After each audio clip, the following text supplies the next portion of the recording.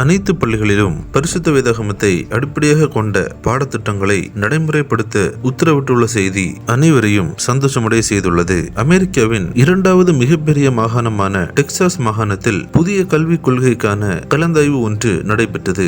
இதில் கல்வித்துறை அதிகாரிகள் மற்றும் உறுப்பினர்கள் கலந்து கொண்டிருந்தனர். இந்நிலையில் தொடக்க பள்ளிகளில் புதிய பைபிள் அடிப்படையிலான பாடத்திட்டத்தை நடைமுறைப்படுத்துவதற்கான வாக்கெடுப்பு நடைபெற்றது.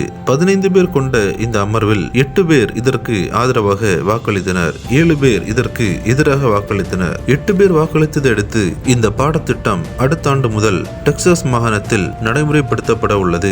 ஏற்கனவே அமெரிக்காவின் ஒக்லஹோமா மாகாணத்தில் அனைத்து பள்ளிகளிலும் கண்டிப்பாக பைபிள் இருக்க வேண்டும் என்ற சட்டம் இயற்றப்பட்டதை அடுத்து தற்போது டெக்சாஸ் மாகாணத்திலும் வேத அடிப்படையிலான பாடத்திட்டங்கள் அடுத்த ஆண்டு முதல் நடைமுறைப்படுத்தப்பட உள்ள இந்த தகவல் உலகளவில் பெரும் வரவேற்பை பெற்றுள்ளது. குறிப்பாக குழந்தைகளை நல்வழிப்படுத்த பரிசுத்த வேதாகமம் தான் மிகவும் அவசியம் என்பதை அனைவருக்கும் தெளிவாக உணர்த்தியுள்ளது. இந்த அருமையான தகவலை தவறாமல் உங்கள் நண்பர்கள் அனைவருக்கும் பகிர்ந்து கொள்ளுங்கள். நம் தேவனுடைய நாமம் மகிமையடையட்டும்.